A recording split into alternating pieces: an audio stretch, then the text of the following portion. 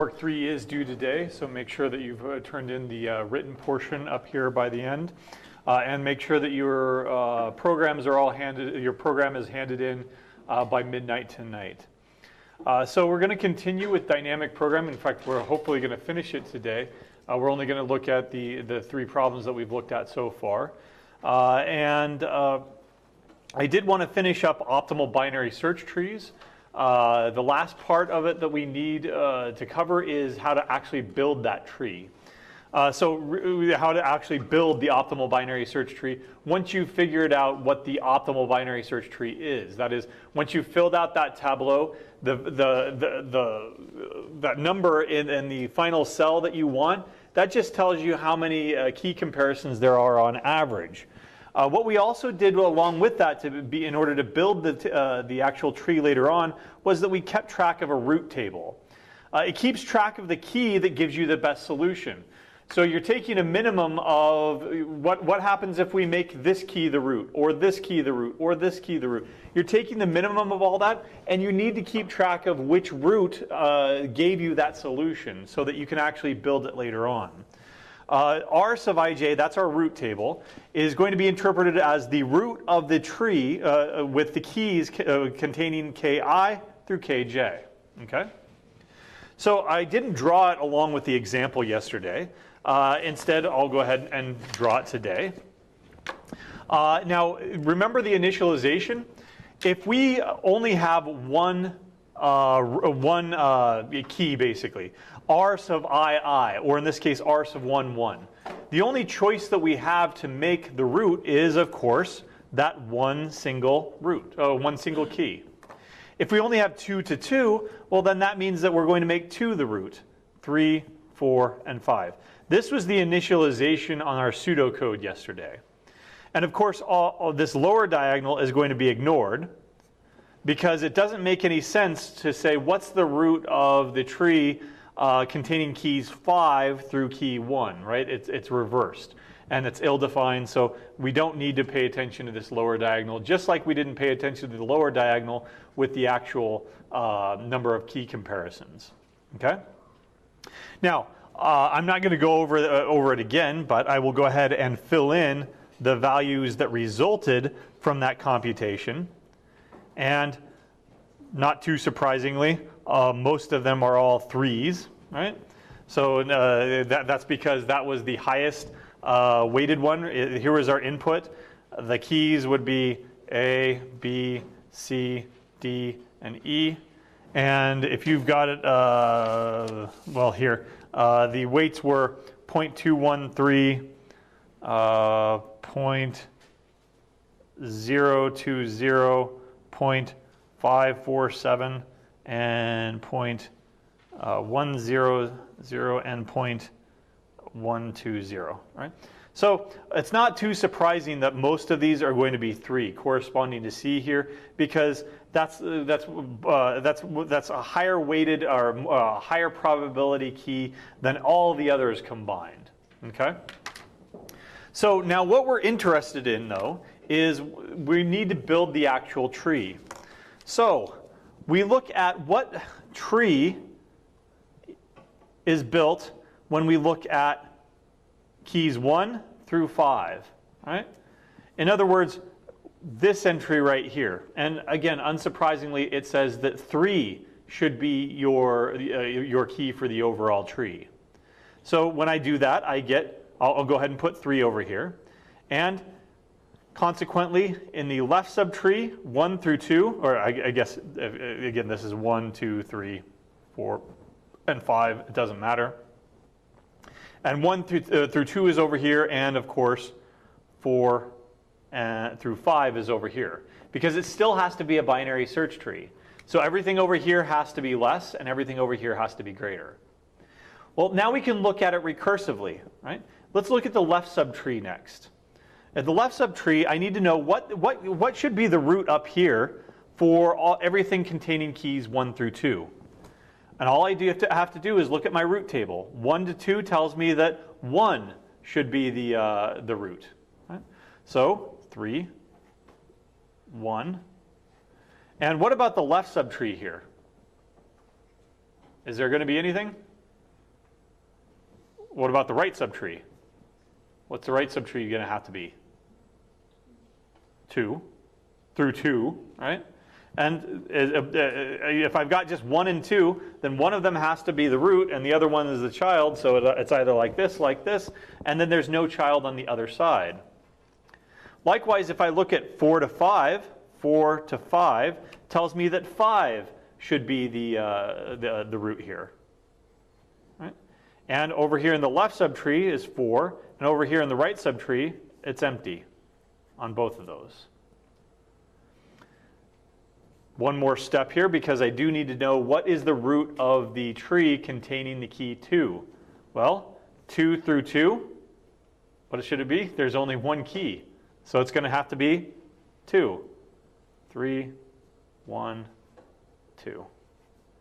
Likewise, for 4, the thing 4 through 4 is always going to be 4. That's why we initialize this diagonal here. Because if you only have one key, that's your root. If you only have key 3, well, then that's your root. If you only have key 4, that's your root, etc. Right? So 5 and then 4. Mapping those back to the keys, if you wanted to, you can go ahead and say that it's C. There we go. A, B, and then over here is E and D. Okay? That's our optimal binary search tree. It just so happens that it is also balanced. That's just a coincidence. It could be, completely skewed like we saw yesterday. All right? So let's make sure that it actually conforms to, and here's the tableau from yesterday, and there's the final result that our expected number key comparisons is 1.573. All right? So expected key comparisons is going to be 1.573. Let's verify that. So I've got my keys over here. I've got the probabilities. What about the number of comparisons? So if I want to search for A, how many comparisons do I do? I need to compare it to C and see that it needs to be in the left subtree. Compare it to A and find the thing that I'm looking for. So 2. B is going to take 1, 2, 3 comparisons. C only takes 1 comparison. D takes 1, 2, 3 comparisons. And E takes 1, 2 comparisons. Right?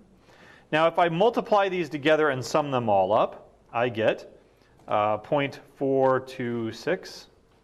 Right? Right? Yeah, that's right. 0.060. 0.547, 0.300, 0.240.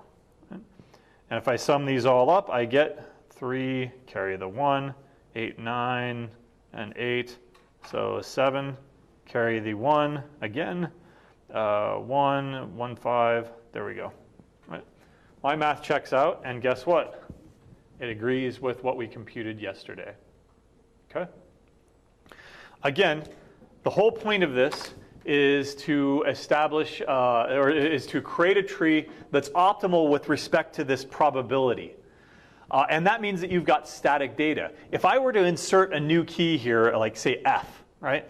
Well, I could, it's greater than E, so it'd have to go over here somewhere. But that would necessarily mean that I have a different probability distribution. Because I've introduced a new key, and so I would need to recompute the probability distribution. I would have to rerun this algorithm and rebuild the tree, right?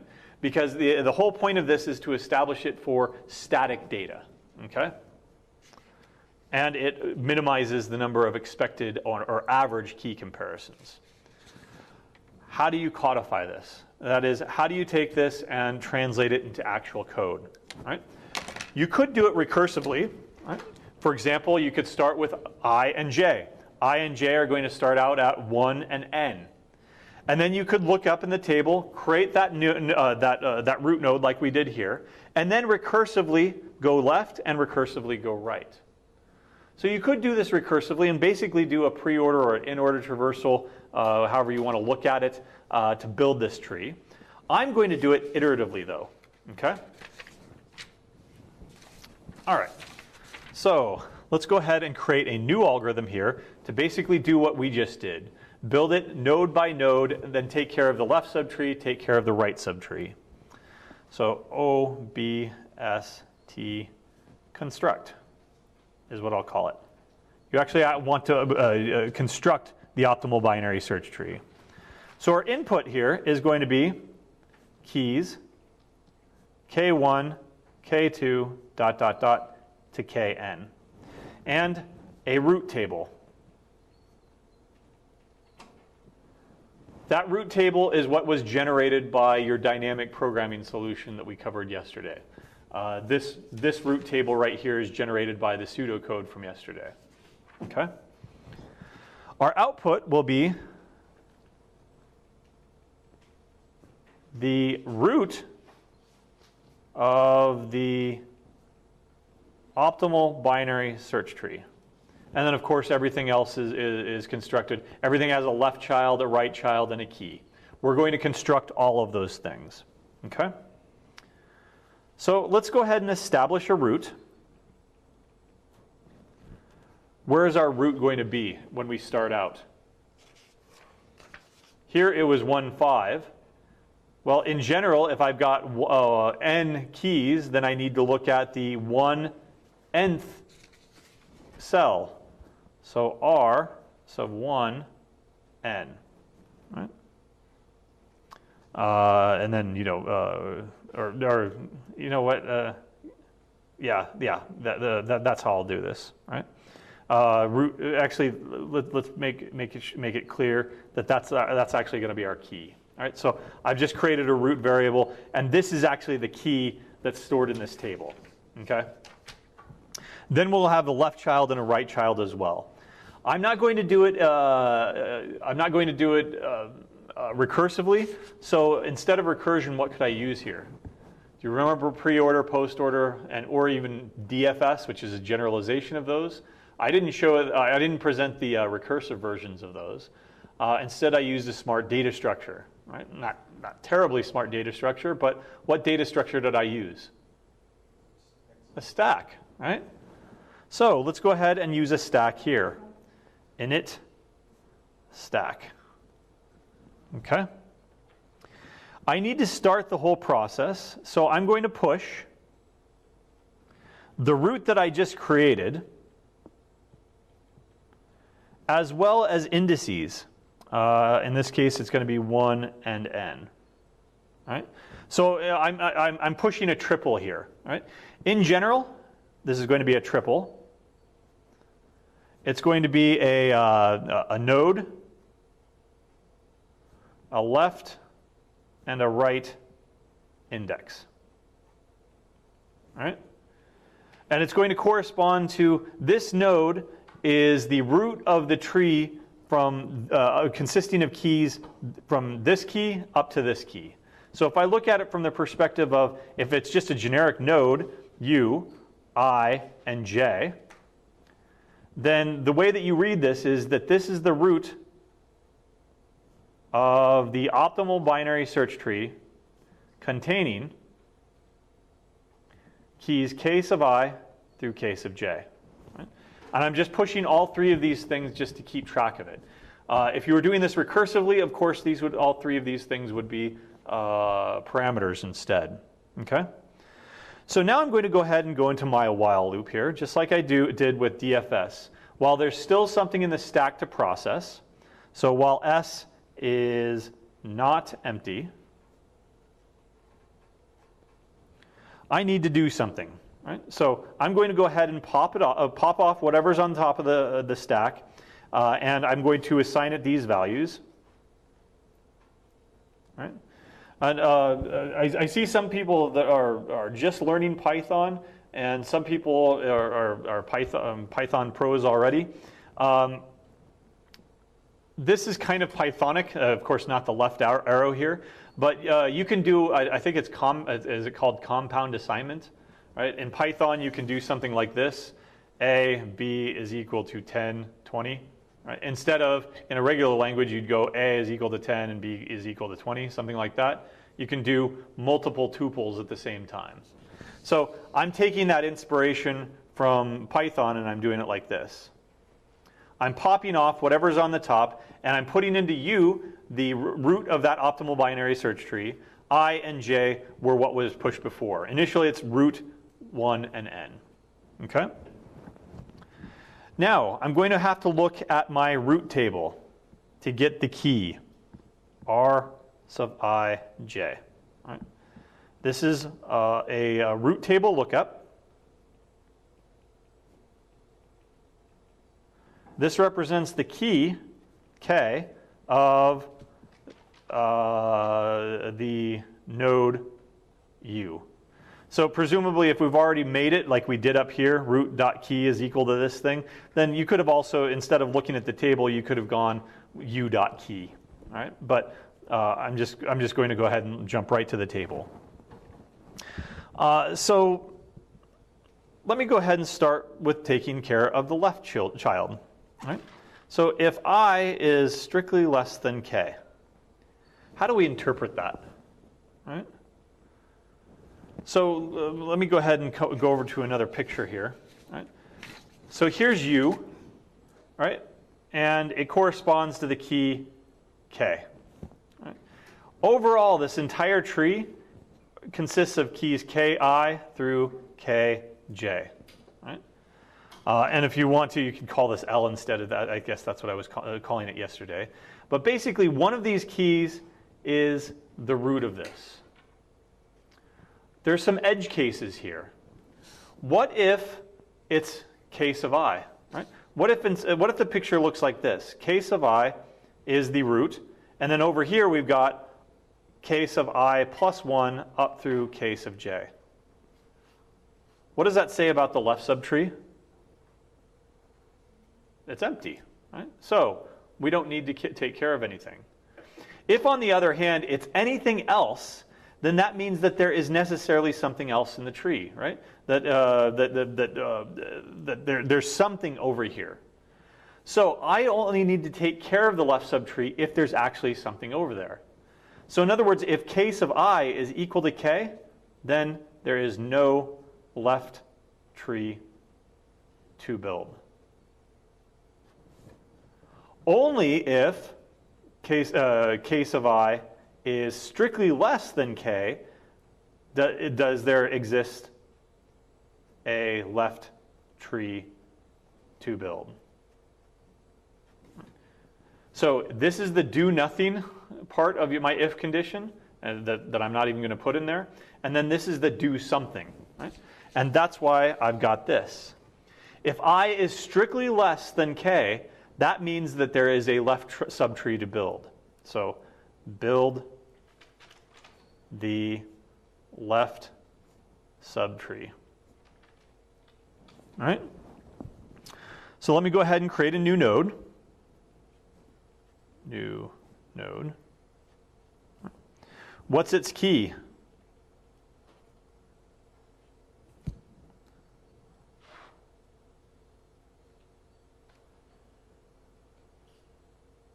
So what's its key?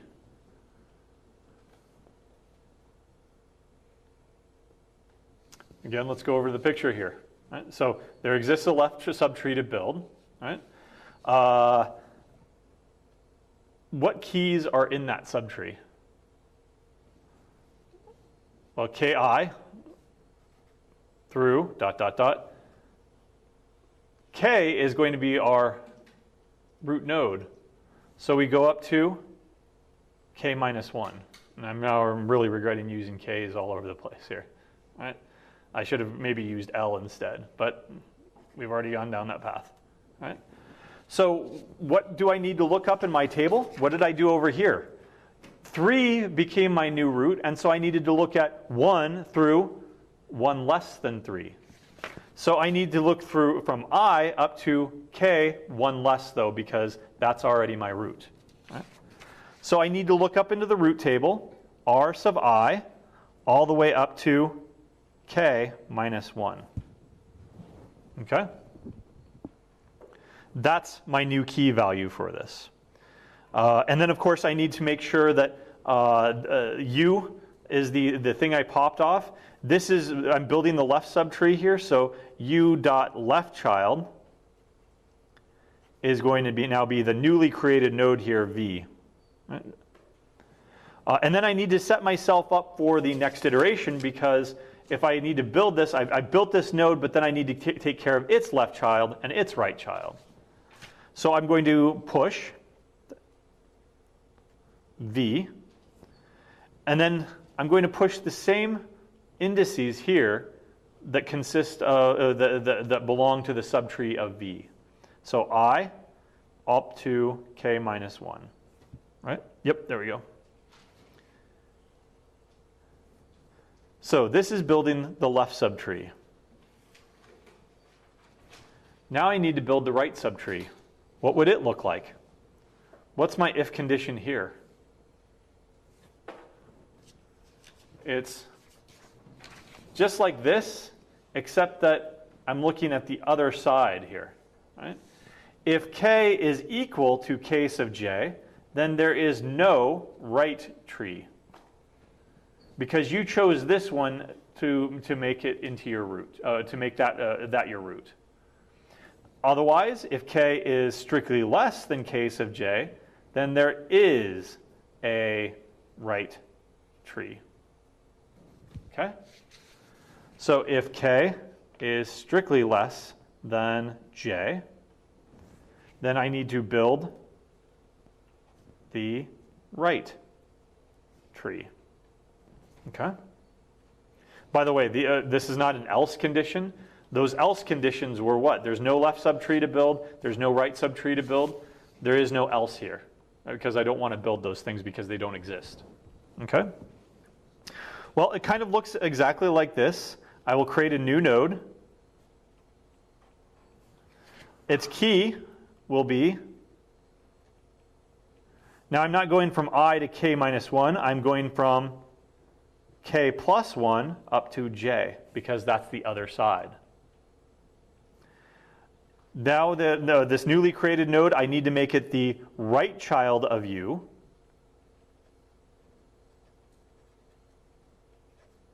Is equal to v. Right? And then the last thing I do is I push the left subtree so that v, and then these indices right here, so that I'm set myself up for the next iteration of this while loop. Right? So the while loop continues all the way down here. Right? And at the very end, I output the root node that I started out with up here. Okay? Now, if you want to see that, we can go over the example here with an actual stack using this example like we did before. So let's go ahead and run through this algorithm. All right. I initialize root to be dot key, ends up being r1n, which again is going to be 3. So this ends up being 3. Right. Then I push the root 1 and n, root 1 and n. So let me go ahead and look at my stack over here. And for this, I'm going to get my pencil because I'm going to be erasing stuff. Root 1 and n. Okay? Now I go into my while loop. Okay?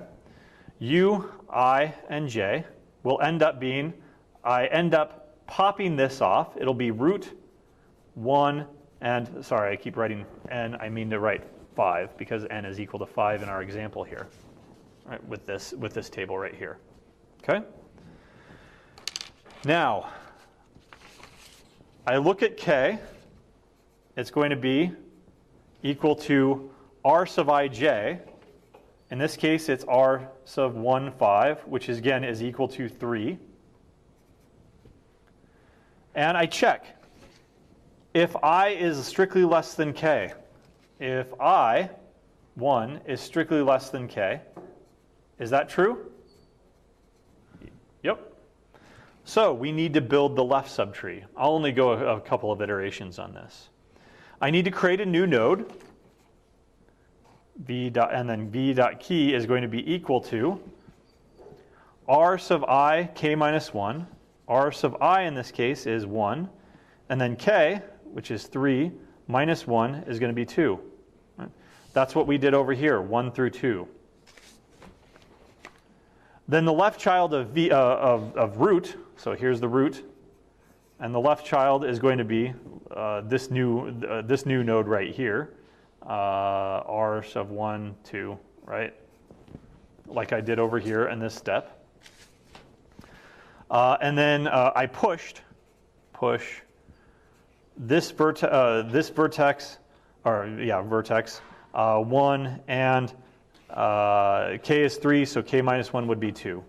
So I end up pushing v, 1, 2. Right.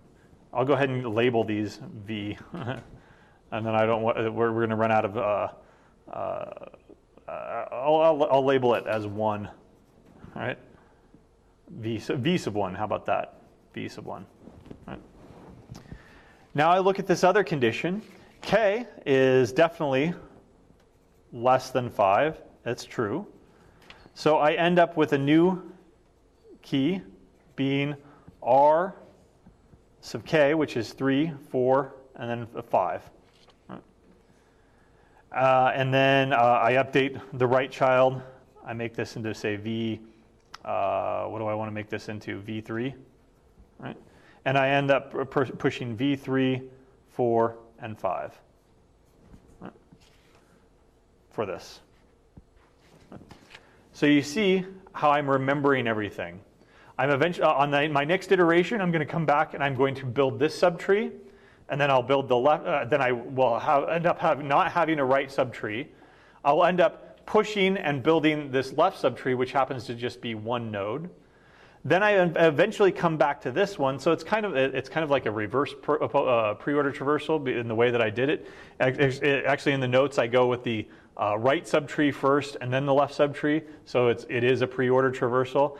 I did it differently with this presentation by going on the left subtree first and then doing the right subtree. Of course, it doesn't matter because this if condition has nothing to do with this if condition. This could be true, this could be true, this could be false, or true, false, false, true. Right? Okay? So eventually you end up pushing everything. You end up pushing, what else do you end up pushing?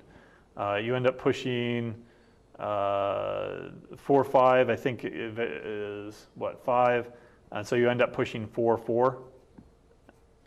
And that ends up being V4 down here, right?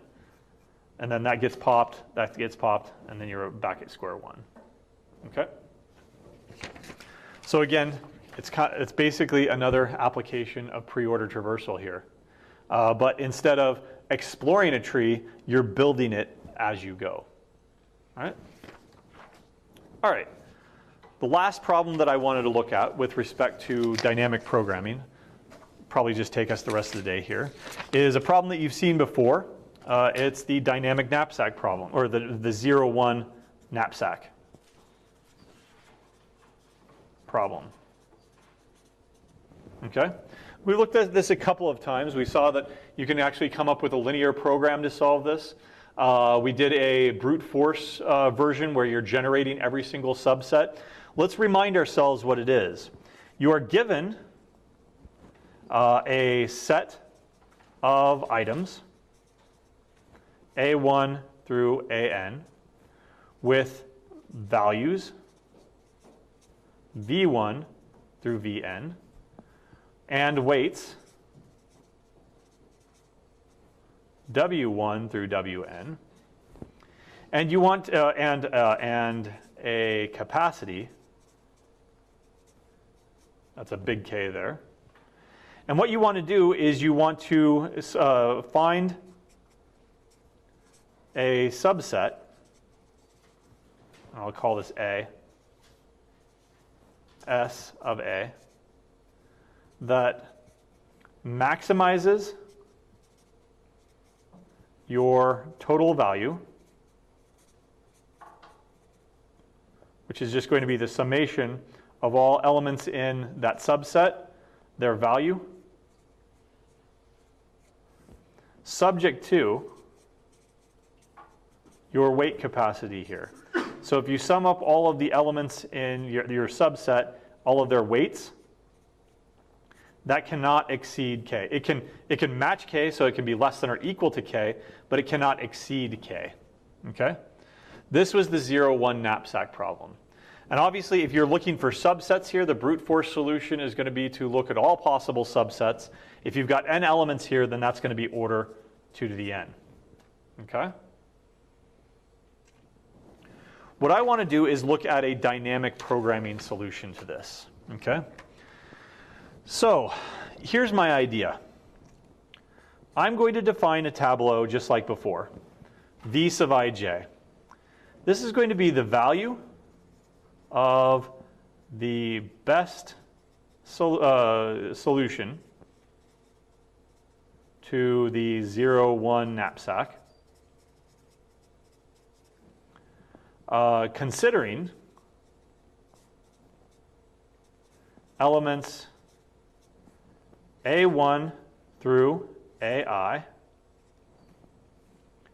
with a weight capacity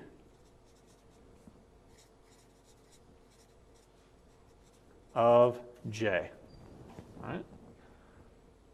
So now to understand what I'm talking about here, suppose that we've got V sub 2 and 5. Right? This means that this is the best solution of subsets of A1, A2, right? Because I'm limited. The I index value here is limiting your consideration. You're only considering the first 2 elements here, with weight capacity at most 5. Okay. So overall, if you want the final solution, if you want the solution for the entire knapsack problem, what do you want? V sub what is going to be the final solution? If I'm defining it through, these are the elements I, and then this is the weight capacity. The original was what? If I want to consider all elements, then what's my I going to be? N. And if I want to consider the full weight capacity in the original problem, then it'll be all the way up to this big K right here. Right? I think I'm using W, but that's okay. All right? This is the final solution that we're interested in. Okay? Now, before we come up with a recurrence, let's think about some corner cases. All right? So V sub, I don't know, what about 0? Okay. What does that correspond to? This is solutions consisting of elements, remember, 0, right? So does this consist of any elements? This is solutions of no elements. Well, what's your value if you don't take anything? What if you don't steal anything? Then how much value are you getting? 0.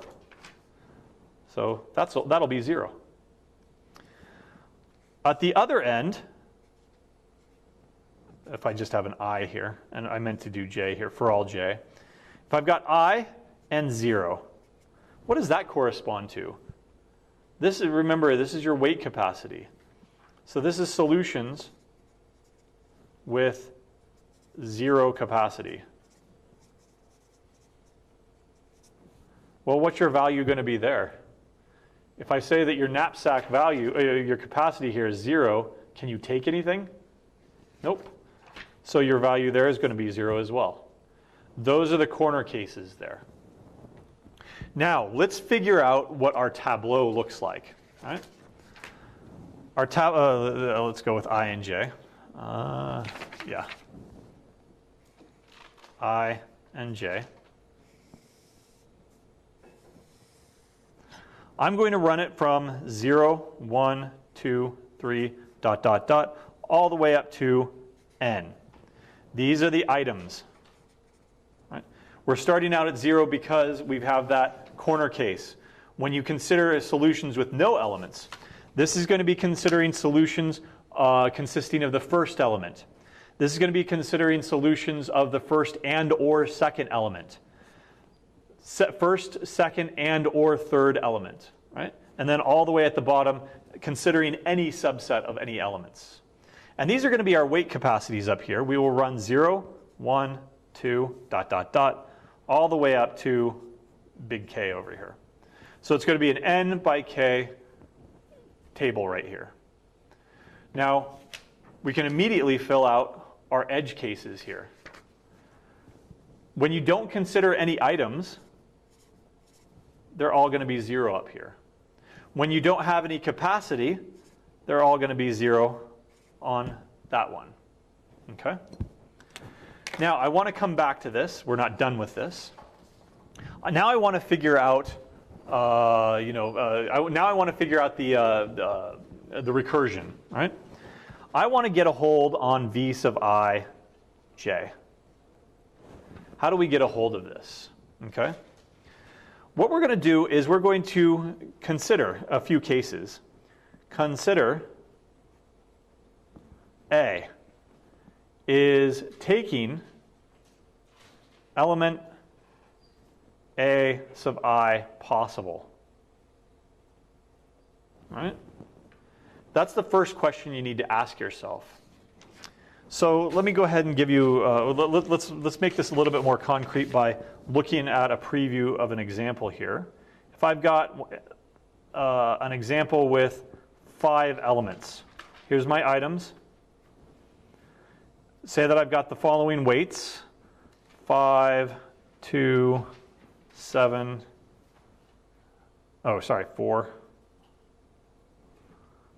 2, and 3, and values, 10, 5, 8, 7, and 7. Okay? And a total weight capacity here, say, of 7. Right. So, let's consider that first element, 5. Can I take it if I've got a weight capacity of 7? Yeah, because it's 5, so yes, I can do that. What if I told you that, what if I had an intermediate weight capacity? What if I wanted to consider V sub 1 and, 3? This means, what's the best solution considering elements A sub 1? So in other words, you're considering taking the first element or not taking it with a weight capacity of, that's my second value there, 3. So can I take it with a weight capacity of only 3? Nope, it would exceed my weight capacity. All right. Well, what about V sub 1, 4? Can I take it now? This is going to be 0. Can I take it now? Nope. Can I take it now? Can I take the best? What's the best solution considering A sub 1? In other words, take it or leave it with a weight capacity of 5. Can I take it now? Yeah. And so if you don't take it, then it's going to be a weight capacity of 0, or then it's going to be a value of 0. If you do take it, what's the value? 10 versus 0. Well, this is clearly better, right? But that's only when your weight capacity gets up to 5, right? Because of this weight right here. So, is taking an element possible? Okay. Our J is our current weight capacity. What is the weight of A sub I? Well, it's W sub I, the way that I wrote it originally. This is the weight of A sub I. So answer my question here. Is taking element A sub I possible? What criteria do I need to come up with? If I take my current weight capacity and I subtract out the weight capacity of A sub I, if this is at least 0, then this implies what? My weight capacity minus the weight of this one. So in that, Where's that example that I just had? Oh, it's under it, right? 5 minus 5 is 0. 4 minus 5 is negative, right? So if it's negative, then that tells me one thing. If it's non-negative, that tells me another. What's my answer over here? Can I take it or not with this first condition? Think of it as this is the current weight capacity, say 7. The weight of element a sub I is 5. So 7 minus 5, I've got weight left over. Right? I've got capacity left over. So yes, you can take it. And this one, of course, would be no, because it would be exceeding your weight capacity. Okay, well, if you can take it, then your value increases. By what? By v sub I. If the answer is no, you can't even take it, well, then your value does not increase.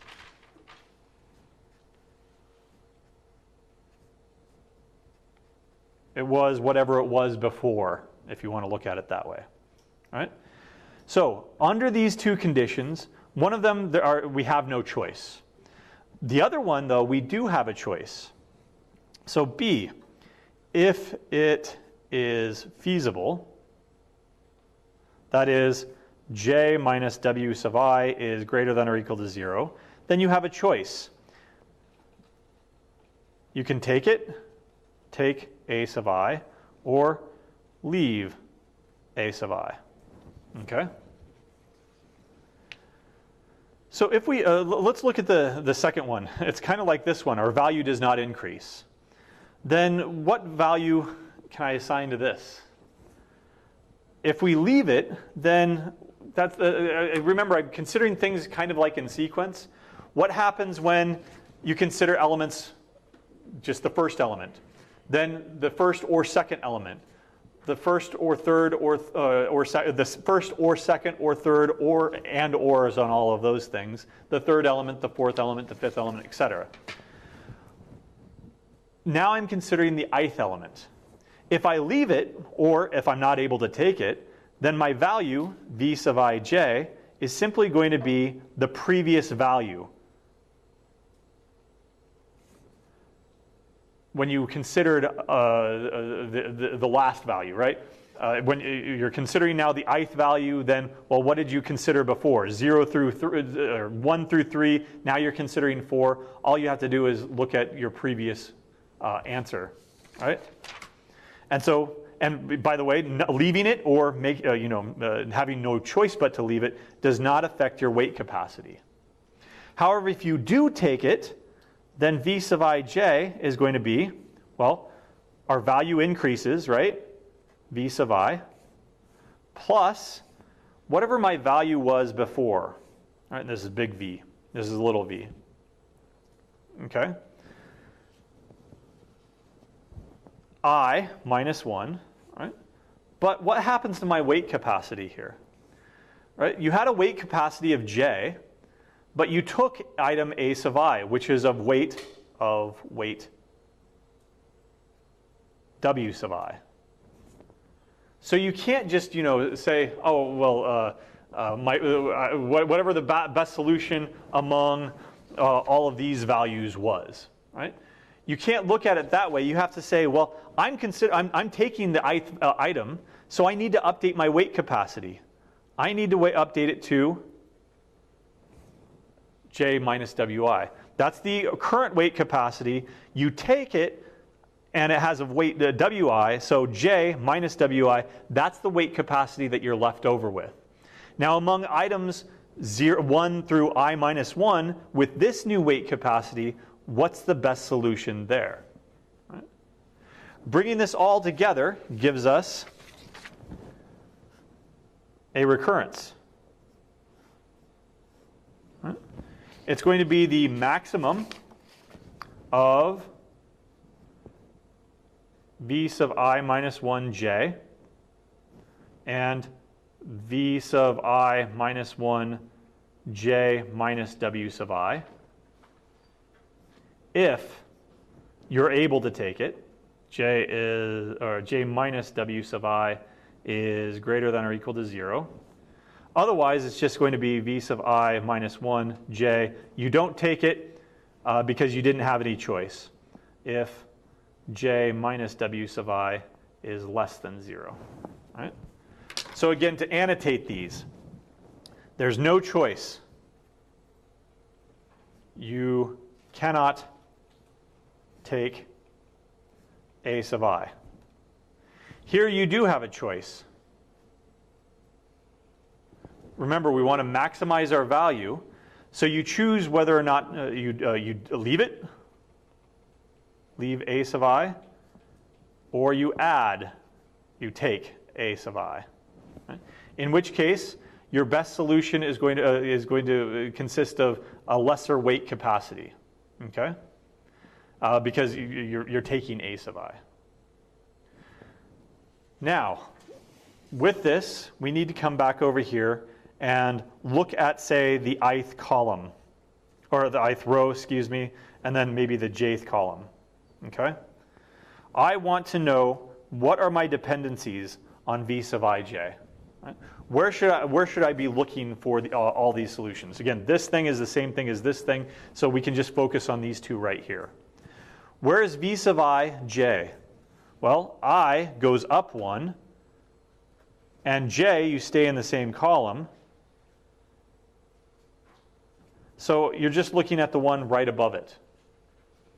This other one is one row up because it's v sub ij, but it's some value way over here. So v sub I minus 1, and then, sorry, j minus w sub I. Right? So I need to pay attention to the one up here, and then go over by some amount. That some amount that I'm going over is w sub I, and then look at the one above it. Right? So if this cell depends on the one immediately above it and the one all the way over here, what order do I need to fill this table out in?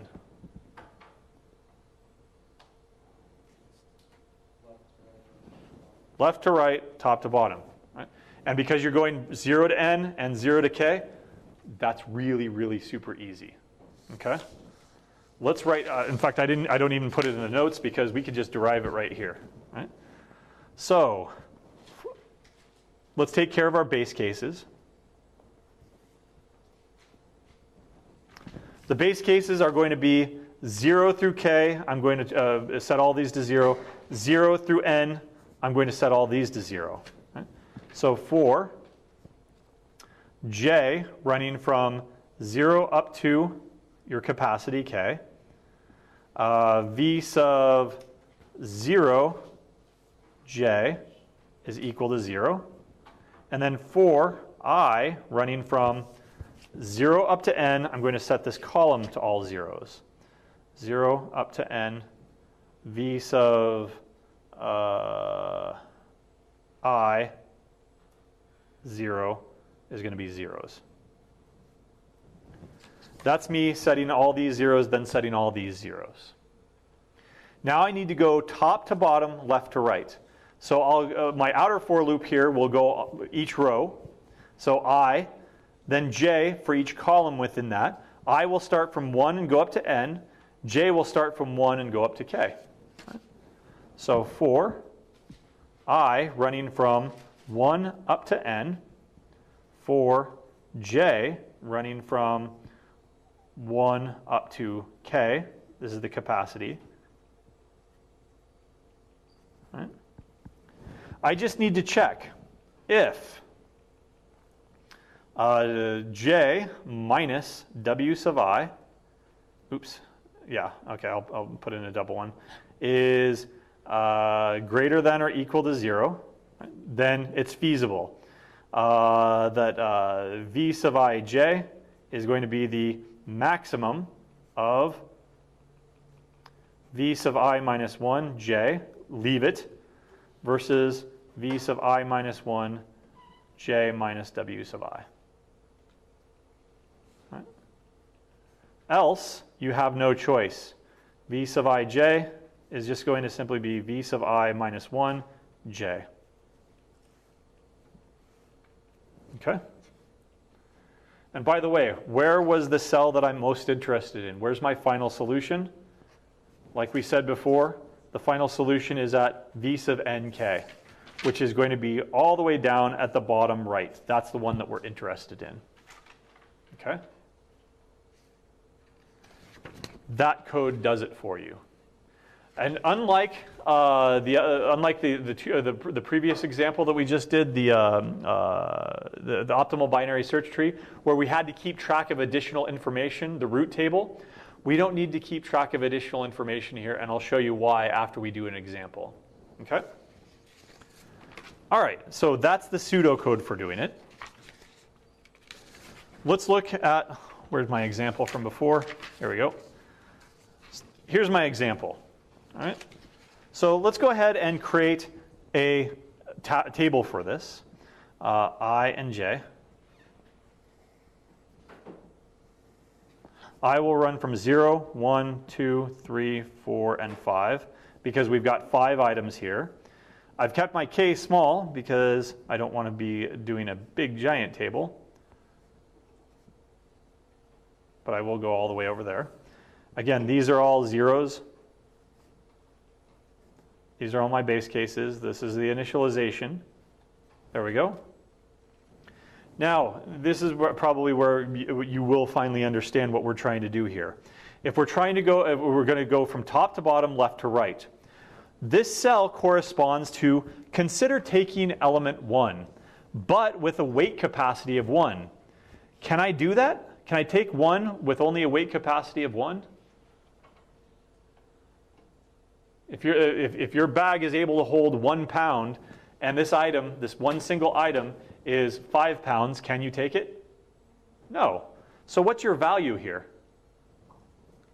0. Can you take this with a weight capacity of 2? Nope. Can you take this with a weight capacity of 3 or 4? No. You can take it with a weight capacity of 5, right? And so let's look at this now, right? This is our, that's not what I want. I want this one, right? At this point, this has become positive. And so now we have our first choice. We have our choice between v sub I minus 1 j and v sub I minus 1 j minus w sub j. Or sub I, excuse me. There we go. What are those values for this particular one? This ends up being v sub, again, this is my I and this is my j. So what is v sub 1, 5? This is going to be 0 and then 5. Well, 0 and 5, not taking anything, that's going to be 0. This is going to be 0 and j, which is going to be 5 minus, and then the weight of element 1 was 5, so this will be 5, so this will be v sub 0, 0, which is 0, right? But remember, it's plus the value of I. And what was the value of I? 10. So which is better, 0 or 10? 10, you take it, right? Now fast forward a little bit here, right? 10, 10. Actually, before I fast forward, why did I put 10s here? You're only able to consider 1. So if you have a weight capacity of 5, of course you can take it. If you have a weight capacity of 6, of course you can still take it. 7, you can still take it. But if you're only considering the first item here, well, you can either take the first item or leave it. Right? You don't have a choice. Okay. Let's look at let's see the second item here. Actually, this is considering the first item and or the second item, which has a weight capacity of 5 or 2. So I don't have enough weight capacity to take the second item. Here I do, and the second item has 5. Right? And let's fast forward. Let's look at this one now. All right. Let's look at v sub 2, 5. That's going to be, and you know what, in the notes here, I should have put in plus v sub I. There we go. This is going to be the max among the following two items. All right, let's see, it's going to be, v sub I minus 1, j, or v sub I minus 1, j minus w sub I. So let's fill these in for 2 and 5. This is v sub 1 and 5. And then, of course, I keep forgetting v sub 2. All right? V sub 1, j minus wi. Wi in this case is going to be the weight of the second item, 2. 5 minus 2, there we go. Sorry. So this is going to be v sub 1, 3. Right? So which is better, 1 and 5 or 1 and 3? This is going to be 10. And I keep forgetting this. Value of the second one was what? 5. So this is going to be 0 plus 5, or just 5. Which one is better? This one corresponds to, all right, well, before I was taking the second item, but now that I've reached a capacity of 5, I can take the first item instead, which is better than just taking the second item because it has double the value. Right? So you can take the second item, or you can take the first item, but you can't take both. Which one do you do? You do 10. Okay. Now again, let's continue. 10, 10. What about here? What happens here? Your weight capacity has gone up to 7. What do you think ends up happening? You can now take both, right? So you're going to end up getting 15. Fast forward, fast forward, fast forward. This is going to be, let's see, I want to make sure that I'm on the right page. 0, 5, 5. Here's where something interesting happens. So again, let's take a look at it. V sub 3, 4. Well, first of all, we need to ask the question, do we have a choice? All right? So j minus w sub I. J minus w sub I is equal to 4. And then w sub I in this case is going to be w sub 3, which is 4. Equals 0. So do we have a choice? Yeah. You can take a sub 3 or not. Right? So I need to go and check which one is the maximum here.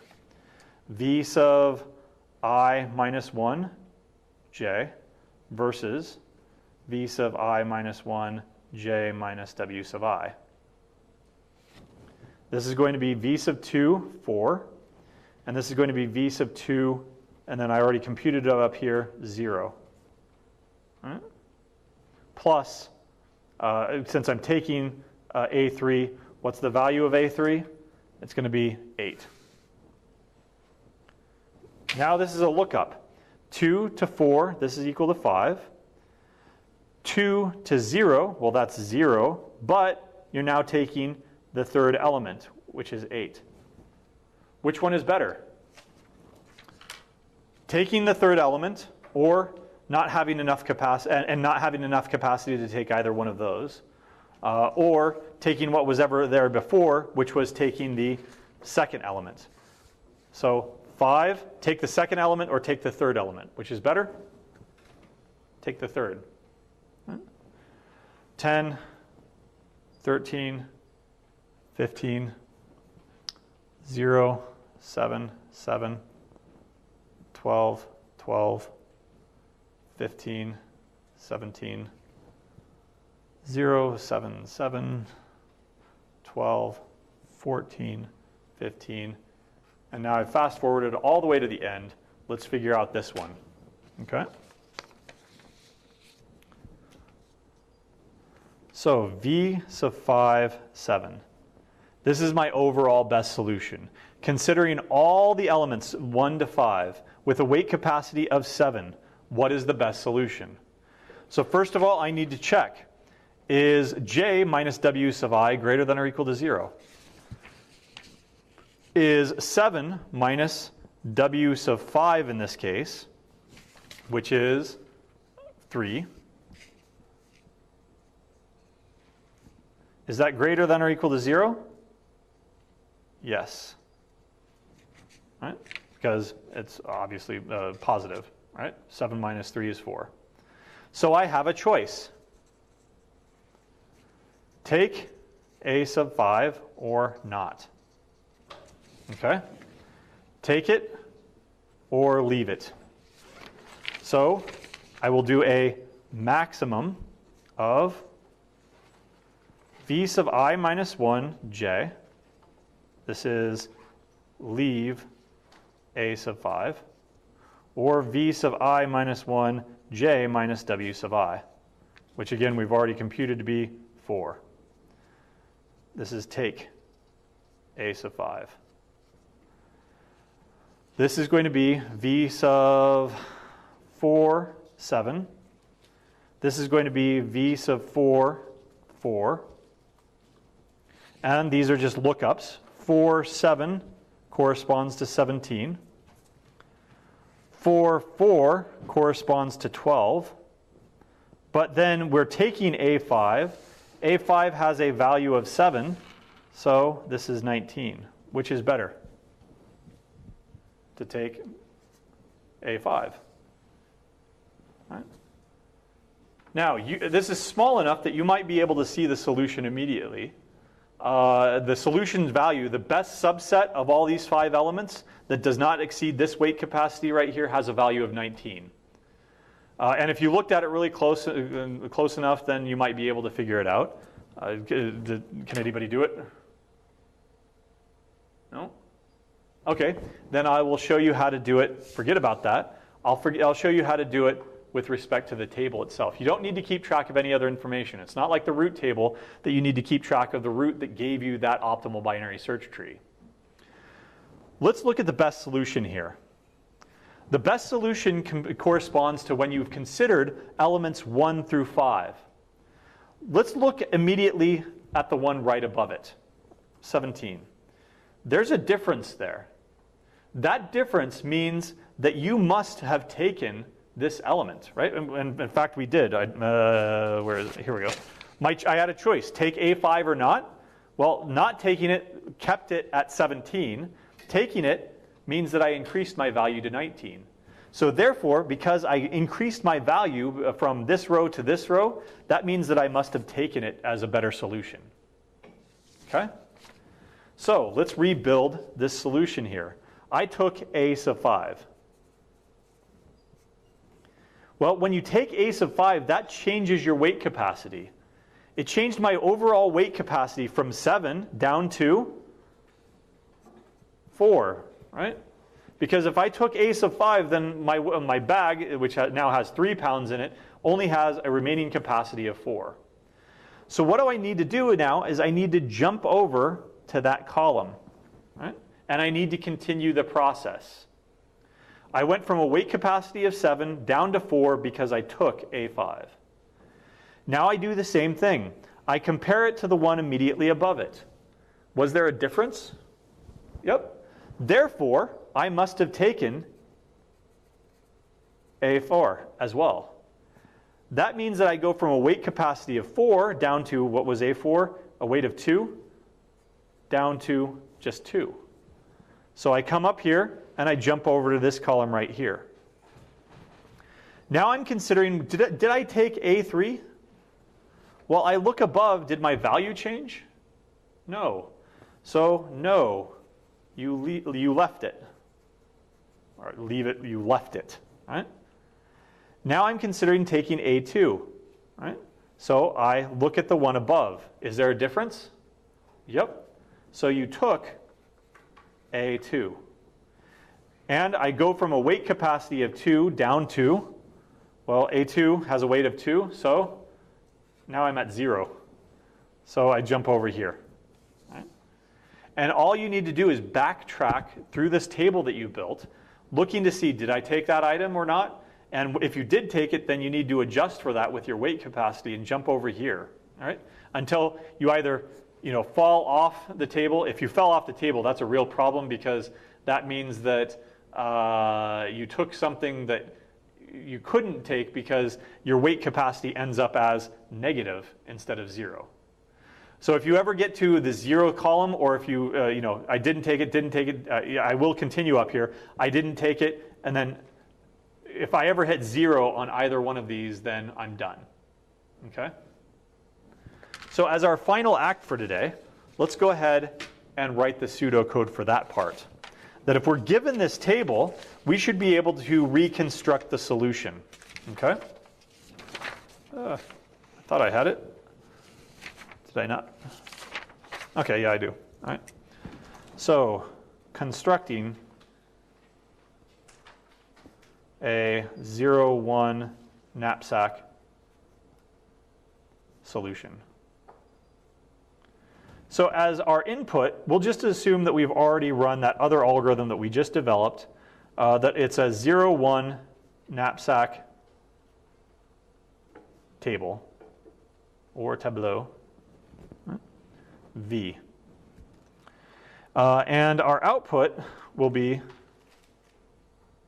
the optimal solution to the 0, 1 knapsack.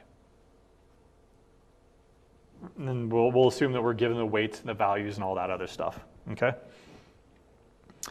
So here's my solution. I'll start it out as an empty set. And then as I find elements that I ended up taking, I'll go ahead and add them to that set. Where did I start over here? I started at I being N, and J, or my weight capacity here, being W. So I'll start out at I being N, and J being my weight capacity, which I've been using K here. All right? So I'm starting out at the bottom right here.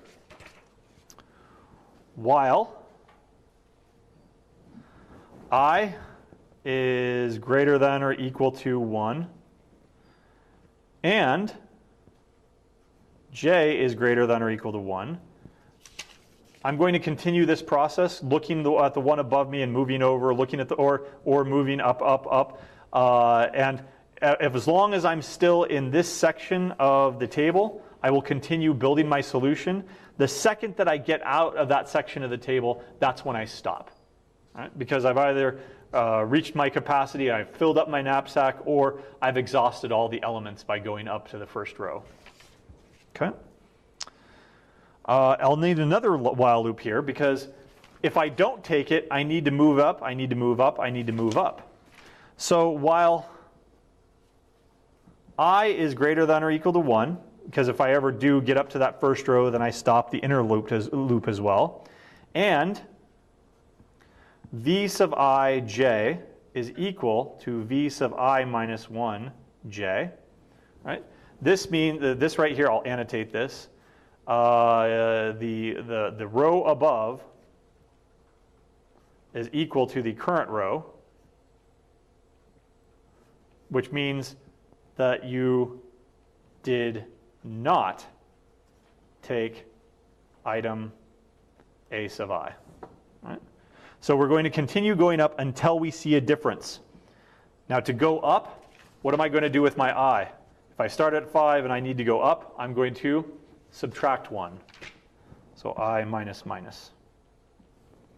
When I break out of this inner loop here, I found something where there's a difference, right? I found that there's a difference between the ith row and the I minus 1th row, and so I know that I need to take A sub I. So S will be updated to S and then add A sub I. And then I need to adjust my J. I need to jump over by the weight capacity of I. Right? And then, of course, I need to jump up 1 on the I as well, right?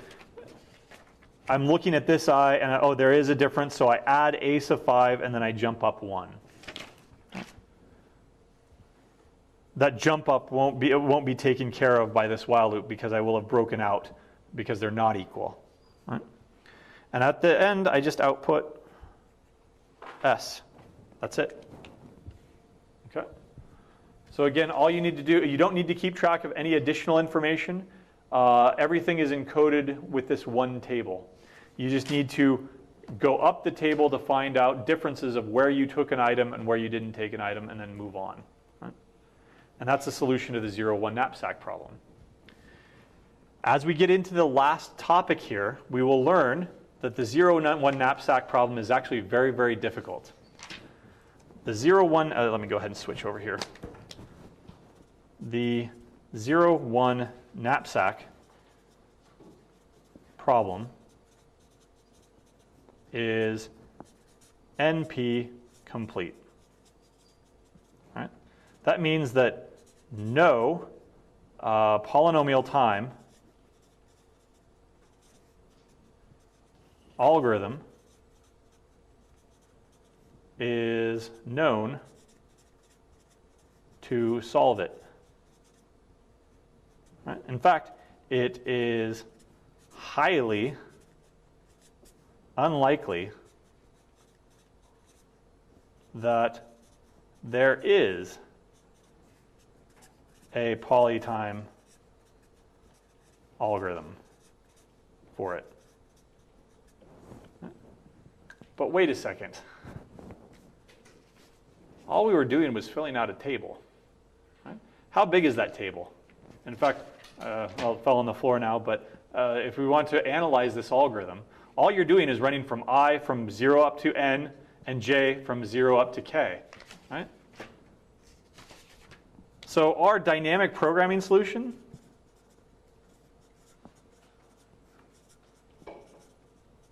was only order n k. Right? That's polynomial, isn't it? K, that's a constant, right? Is k constant?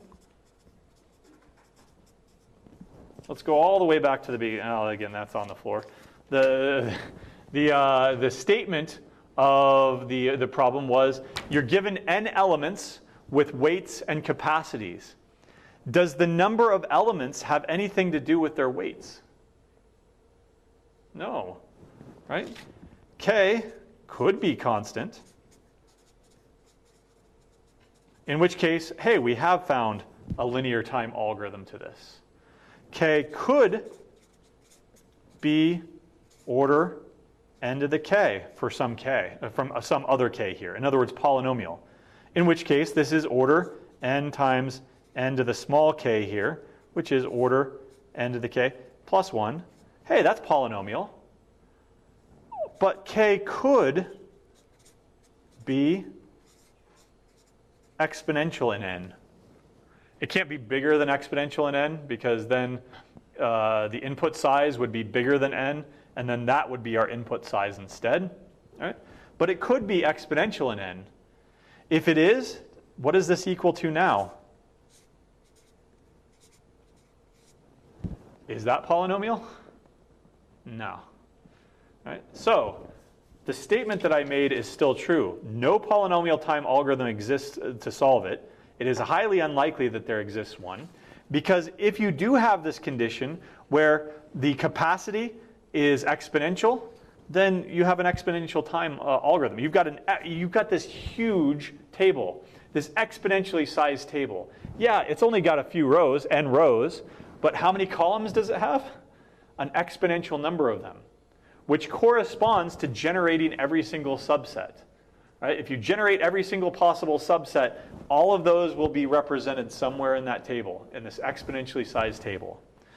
For that reason, we call this pseudo polynomial time. It's fake polynomial time. It's fake because k does not necessarily have a connection to n, and if it does, that connection could be exponential. Right? So we call it pseudo polynomial time. That it doesn't look like that. Right? You actually might have seen this before. Let me go ahead and, since we've got a little bit of time here, let me go ahead and show you something else that's kind of cool, right? 873, or 8,734, 9472, 1873, 4217, right? Sort these, right? So if you were going to do, quick sort, you'd split them up, or merge sort, you'd split them up, split them up, and then merge, right? There's another sorting algorithm called radix sort. Let me go ahead and add a few more numbers here. 9, 5, 7, 3, 1, 2, 4, 7, 1, 3, 1, 7. Okay? The way that radix sort works is it assumes that all the numbers are the same size. And then it looks at the first, the most significant digit here, right? And then it puts them into buckets. Sometimes this might be bucket sort, I'm not sure, right? Everything that begins with a 1 will go into the ones bucket, 1, 8, 7, 3, 1, 2, 4, 7, 1, 3, 1, 7. Everything that begins with a 2, there are none, ... There's 4, 2, 1, 7. Then I've got 8, 7, 3, 4. Then 9, 4, 7, 2, and 9, 5, 7, 3. Right? So I've split them up into buckets based on the most significant digit here. Looks like it's almost sorted now, right? In fact, I only have to take care of this bucket by the next step, looking at the second most significant digit and sorting it according to those. If I'm only looking at these, all of these have the same significant digit on the other side. So it would end up being 1, 2, 4, 7, 1, 3, 1, 7, 1, 8, 7, 3. Right? This only has one. This bucket only has 1. This bucket only has 1. This bucket has 2. And when I look at the second significant digit, I immediately get it to be sorted. Right? Radix sort, you can look at it as order n to the k, where k is equal to the maximum number of digits in any of the numbers. Right? Except that it's not a comparison-based sort, basically. Right? This k hides the fact that these numbers are not necessarily bounded. Right? I could have very, very large numbers compared to very, very small numbers. Right? I could have many numbers. I could have a huge discrepancy between them. In which case, k, if you can't treat k like a constant. Right? If everything has the same or similar number of digits, then k might be constant. K may be constant, or it might be that there are some values in your list that have n digits. Right? In which case, what happens to your analysis here? It becomes order n squared, no better than selection sort. Right? So this is another instance in which pseudo-analysis comes into play. This is pseudo-linear. Right? It's not really linear. It's only linear if you limit the input to have a certain number of digits on each one of the numbers. And as we've seen throughout this course, if you limit the input, you're giving it structure. And then you can exploit that structure. Right? But if you don't put that limit on, then things kind of go south. Right? So keep that in mind, especially as we move on to the last topic here of complexity. Right?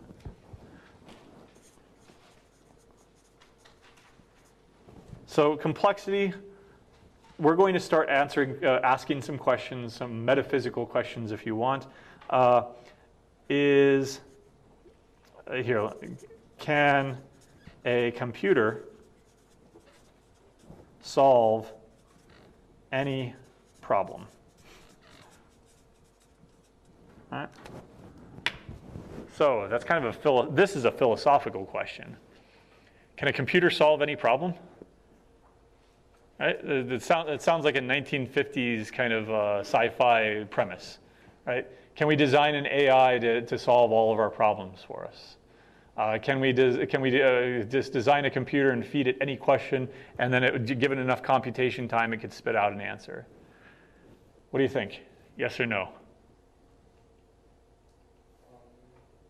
What? Probably? Okay. Yes? No?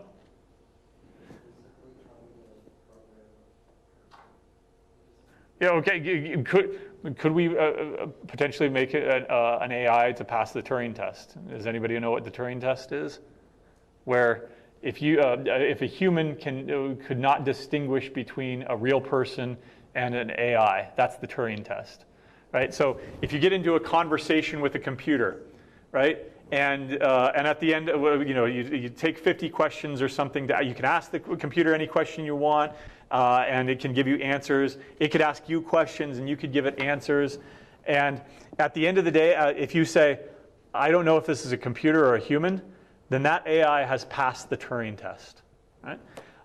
You've probably seen things like this online before, where you can ask a computer a bunch of questions, and 9 times out of 10, with the first few questions, you can immediately find out that it's a computer by asking it something insane or asking it some inconsistent question, and it comes back with, "I'm not really sure I understand it," right? Well, you could just be asking gibberish to a person, and the person wouldn't understand it. But can you pass that? Can you design an AI to pass the Turing test? Maybe. Plenty of people are fooled by spam. So if you lower the bar on your human intelligence, then yeah, you can already pass the Turing test. Plenty of people are fooled by spam or fake news or whatever, right? Stupid Facebook posts that are auto-generated, right? Or somebody getting into an argument online with, like, say, a Reddit AI bot, right? And the AI bot is just, posting nonsense, and they're replying to that nonsense, and they reply nonsense to that reply, et cetera, right? You can build stuff like that right now, given a sufficiently stupid human, right? So, given a sufficiently intelligent human, and it's in enough time, can you fool a human, right? I don't know, right? That's kind of a philosophical question. That's not within the realm of mathematics. Instead, what's in the realm of mathematics is, can any problem be decided? You know what? Let me rephrase this entirely already. Can any language be decided by a Turing machine? Right? Now, this is not this is the same Turing, Alan Turing, as the Turing test, but it's not. A Turing machine is not designed as an AI to pass the Turing test. It's something else. What I'm doing here is I'm mapping concepts. A problem and a language are the same thing. What is a language? I'll get to that tomorrow. Deciding is the same thing as solving, but it doesn't mean this. It has a very precise mathematical definition. It doesn't mean that it comes up with 5 solutions and then analyzes what the best investment portfolio is or whatever, right? That's a philosophical question. And a Turing machine is what we mean by a computer, right? So I've translated this philosophical question here into a mathematical question that we can answer. And the answer is a definite, emphatic no. Just to ask you, say that you write a program. Here's a Python program that takes inputs and produces outputs. Question: does the program result in, or ever result in, an infinite loop? Right.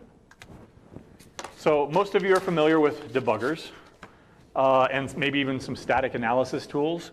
And there are some static analysis tools out there that can say, this looks fishy, this may get into an infinite loop, or that it can actually come up with an input that results in an infinite loop and warn you about it. But there's no static analysis tool. There is no debugger. There's no compiler that, given any program, can tell you definitively that on no inputs will this result in an infinite loop. And this is we're going to prove this tomorrow. Right? This would be a very, very nice tool to have, right? If your Python preprocessor, right? There is a Python compiler, even though it's an interpreted language. There is a compiler. It would be great if your compiler said, "Sorry, this program has an infinite loop. Go fix it. I'm not going to compile it." That'd be great, right? Unfortunately, it does not exist. You can't build one of those things, and I will.